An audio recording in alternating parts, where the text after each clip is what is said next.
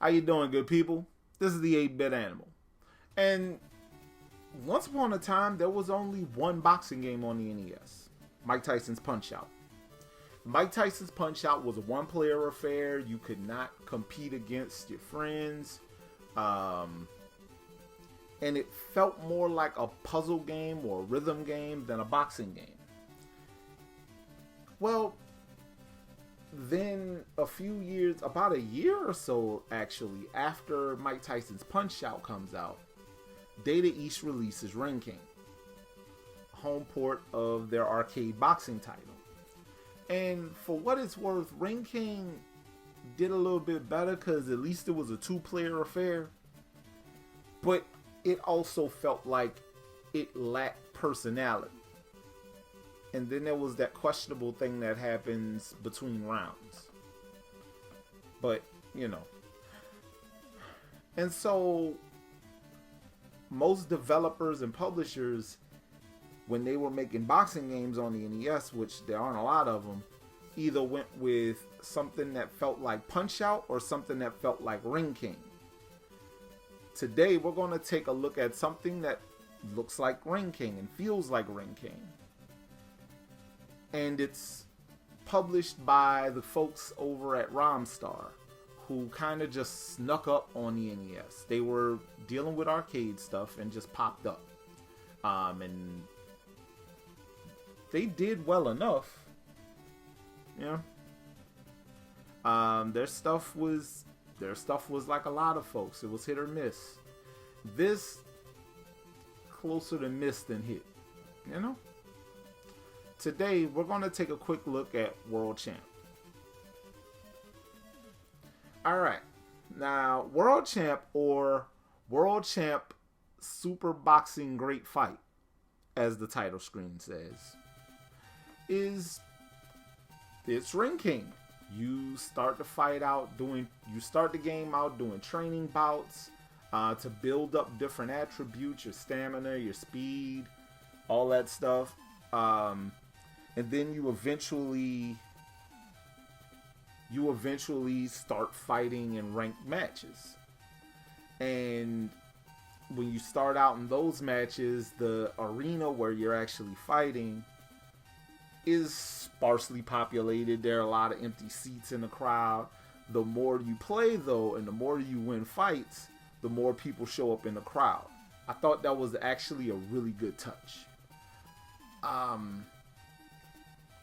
This game also just it plays a lot like Ring King. It looks a lot like Ring King. Issue with that, though, is that while Ring King was cool and added something new as far as boxing games on the NES, it lacked something. There was something that just didn't have a lot of panache. Outside of you being able to luck up and do super punches that would send opponents out of the ring and stuff, that was about it for Ring King.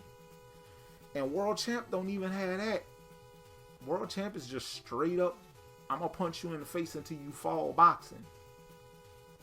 And that gets kind of dull after a while. I know it worked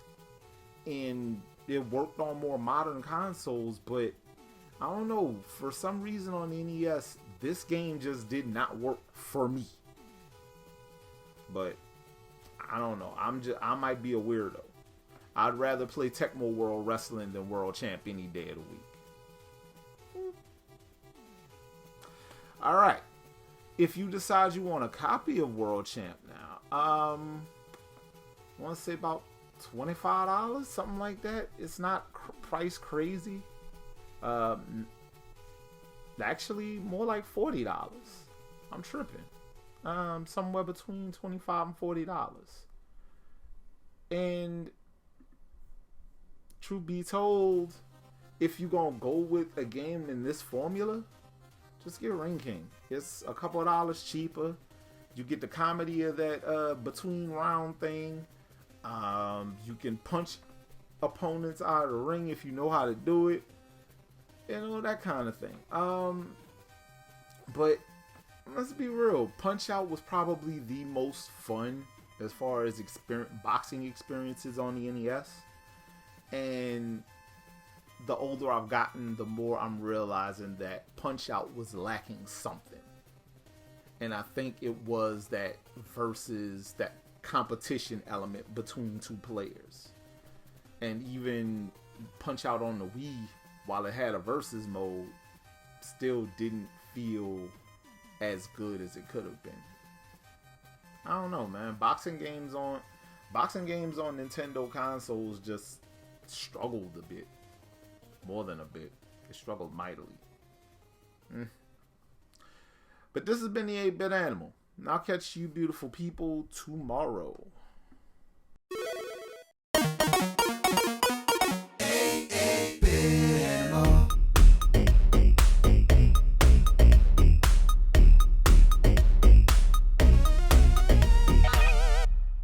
Tomorrow.